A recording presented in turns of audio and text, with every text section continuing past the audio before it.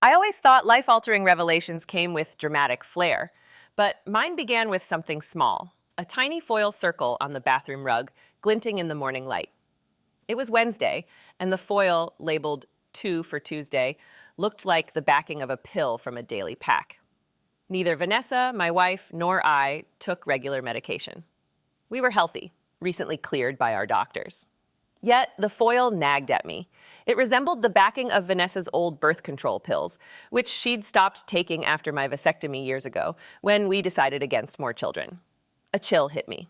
If Vanessa was back on the pill, it meant she feared pregnancy, either doubting my vasectomy or sleeping with someone else. I wanted to confront her but held back, my engineering mindset demanding evidence. I returned the foil to its spot and went to work, my mind racing.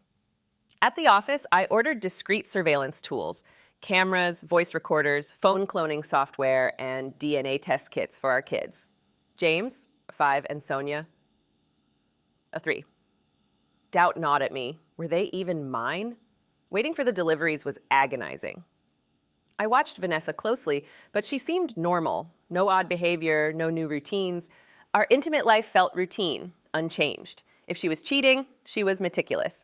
When the packages arrived at my office to avoid suspicion, I went home early, installing cameras in the bathroom, bedroom, and living room.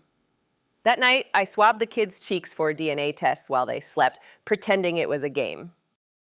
I mailed the samples, expecting results in 48 hours. Vanessa came home, and we acted like nothing was wrong, discussing mundane things. After her shower, I slipped a recorder into her car and cloned her phone. To my surprise, her texts and emails showed nothing suspicious. Either I was wrong or she was careful. The weekend passed normally, park trips, chores, but I was restless, haunted by doubt. Monday, I checked the camera footage. The bathroom feed confirmed Vanessa was taking a daily pill.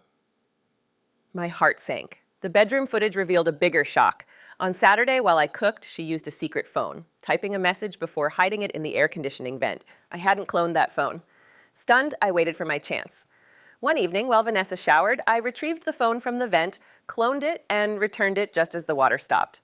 I played off my presence in Sonia's room as fatherly affection. At the office, I accessed the cloned phone's data. Explicit texts confirmed Vanessa's affair, hotel meetups, jokes about my ignorance, plans around my travel. The man's name wasn't mentioned, but I suspected a coworker. Tears streamed as my secretary, Michelle, found me. I confessed everything, the foil, the pills, the cameras, the phone. She listened calmly, then said, "We need details and a plan." She sent me to Portland on a fabricated work trip to keep Vanessa unsuspecting and connected me with Lorraine, a divorce attorney. In Lorraine's office, I laid out my findings. She outlined my options. Do nothing, file amicably, or pursue an adultery-based divorce to protect my assets. Furious, I chose the nuclear option. Michelle helped me strategize, reminding me to protect my engineering firm, which supported 100 employees. My business attorney, Brian, suggested buying out my partner, Robert, and funneling personal assets into the company, shielded by our prenup. Robert, sympathetic after hearing about Vanessa's betrayal, agreed to sell most of his shares. The DNA results arrived. Michelle read them first, her face grim. Neither child was mine, both fathered by the same man. Rage consumed me. Lorraine's private investigator reported a man entering my house with his own key. Footage showed James calling him Daddy Bill, Vanessa's boss, Bill Waywright. The affair might have spanned our entire marriage. Lorraine planned to sue Bill's company for violating its non-fraternization policy and Bill for alienation of affection. I stayed at Michelle's house, too broken to be alone. We finalized the buyout, moving my assets into the company, leaving me seemingly penniless to Vanessa's claims. Lorraine filed for divorce, citing adultery and fraud, and sued Bill's employer. Process servers delivered the papers simultaneously to Vanessa, Bill, and his company's HR.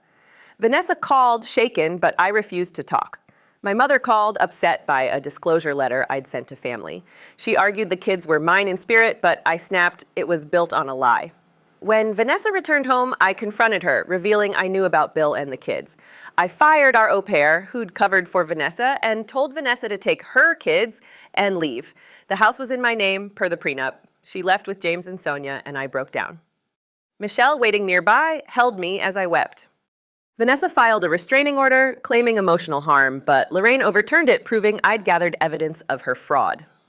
Vanessa moved to her parents' house.